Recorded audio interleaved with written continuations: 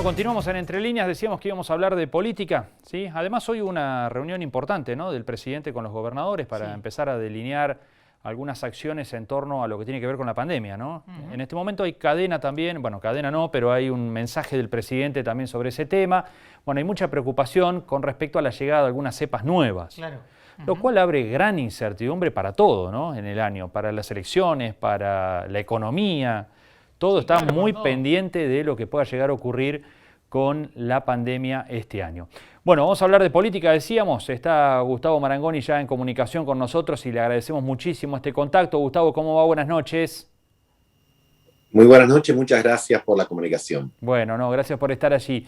Bueno, decíamos un año muy particular este. Arrancó con cambio de gabinete en el gobierno de Alberto Fernández, la salida de una figura que se la entendía muy próxima al presidente de la Nación, la llegada de alguien que entró con un discurso fuerte, ¿no?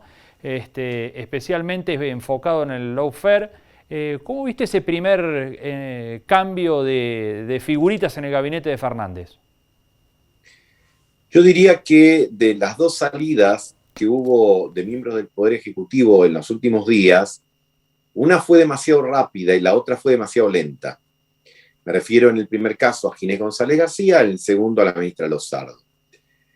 A la mañana del viernes, en el cual trascendió por un periodista, Horacio Berbisky, que había un vacunatorio exclusivo en el propio Ministerio de Salud de la Nación, el presidente toma la determinación de, sin atender a su ministro, de pedirle la renuncia. Y de alguna manera eso generó dentro del propio gabinete algún tipo de resquemor respecto a el tema de primero actúo y después averiguo, o en todo caso, desde una visión más pragmática, si se quiere, dejar que el ministro se lleve la marca dando las explicaciones y eventualmente después dar el caso. Al inverso sucedió con Lozardo, que luego del mensaje en la Asamblea Legislativa por parte del presidente de la República estaba claro que ya no podía ser la persona que llevara adelante la interlocución del Ministerio de Justicia frente al Poder Judicial, y 2 días después del mensaje del presidente, esto quedó reafirmado cuando ella puso en tela de juicio la posibilidad constitucional de que una comisión bicameral pueda monitorear actos de la justicia. Pero allí la demora se dio más de 7 días, con lo cual señala esto, me parece una situación un poco más estructural. Un presidente que estuvo muy cómodo y que rendía muy bien en términos de opinión pública desde el inicio de su mandato hasta 2 meses de la cuarentena, o podemos establecer hasta el efecto Vicentín, y que a partir de allí empezó el Poder Ejecutivo a manifestar una situación de idas y vueltas que estuvieron matizadas por algunos mensajes de Cristina, que de alguna manera marcaron un poco mejor la cancha, pero no alcanzan para manifestar que dentro de la coalición oficial todavía no se ha encontrado la velocidad de crucero. El hecho de que Cristina haya intervenido y que parece haber un corrimiento más intenso del discurso y de las acciones del presidente hacia el cristinismo, algo que señalan incluso desde dentro del Frente de Todos, le reditúa políticamente, no le queda otra, digamos, para sostenerse en la figura que más poder y que más convocatoria tiene incluso dentro del Frente de Todos, ¿no?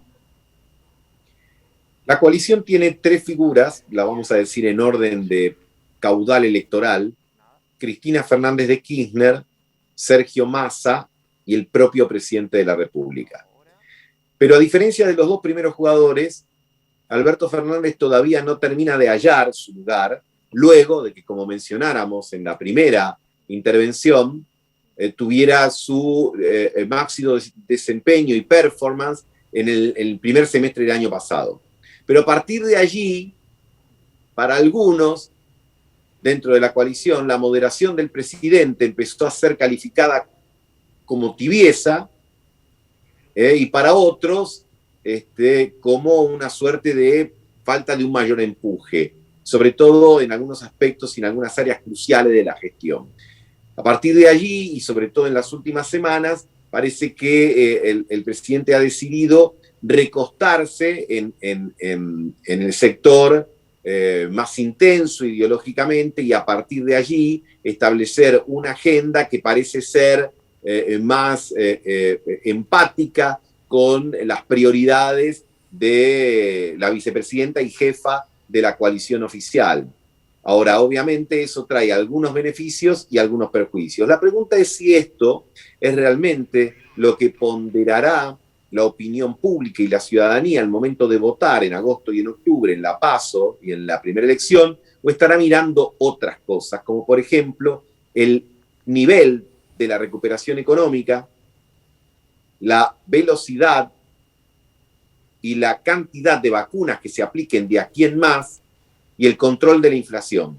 Claro, que yo diría que son tres temas, dos vinculados a la economía, uno vinculado a la salud, que en esta interpretación subjetiva, por supuesto, que estoy haciendo, me parece que sintonizan más la frecuencia de lo que pasa en la calle que las disputas que se puedan dar en el orden del derecho, que se ven más como una puja entre élites políticas que entre preocupaciones de la comunidad. Claro, porque ahí parece estar, ¿no?, las prioridades de la gente. Por un lado, si llega a fin de mes o no, cómo le carcome la inflación los sueldos, qué pasa con las vacunas, qué pasa con el coronavirus, y parece muy alejado de esas preocupaciones esta agenda paralela que parece tener el gobierno llevando adelante su propia pelea, ¿no?, con el Poder Judicial.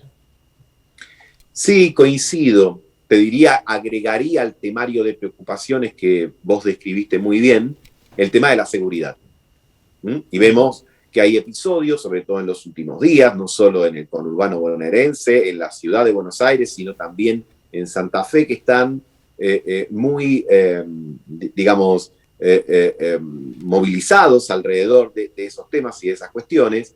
Por lo tanto, creo que hay que ver cómo se sintoniza la frecuencia a medida que vaya ajustándose el calendario electoral a propósito de todas estas cosas. Cuando uno va al supermercado, a la farmacia, cuando está en un bar, escuchando involuntariamente, si se quiere, conversaciones ajenas, me parece que no hay discusiones respecto a qué juez entra o sale de Comodoro Pi, cuáles son las internas entre la Corte Suprema de Justicia y otros subsectores del Poder Judicial, o el vínculo entre el Poder Judicial y el Poder Político. Creo que eso preocupa más al casamiento sin colados que componen aquellos que se dedican a la política, o nos dedicamos a analizarla y a monitorearla, pero no necesariamente al grueso de la población. Gustavo, mencionaste un par de veces el tema de las elecciones, ¿no? Bueno, esta semana se confirmó, la Cámara Electoral confirmó las fechas. Hay que ver si hay margen para moverlas, ya estamos pasando la mitad de marzo, algo de tiempo queda como para tratar de cambiar si es que la voluntad está de mover el calendario. ¿Cómo lo ves al gobierno de cara a las elecciones legislativas y cuánto se juega ahí en las elecciones de medio término? En primer lugar, me parece que el gobierno, si ajusta el tema que mencionábamos antes, el de las vacunaciones, evitando cualquier tipo de rebrote o de segunda ola que le entorpezca una recuperación económica que viene bien, es probable que de seguir este ritmo la economía recupere 7 de los 10 puntos perdidos el año pasado, lo cual es una performance que lo pone por arriba del presupuesto nacional, pero ahí tiene el desafío de los precios, ¿no? Y evidentemente está claro que los precios en la Argentina no dejan de aumentar porque vos mandes funcionarios a los supermercados a mirar fijo un casancrem y sacarse una foto.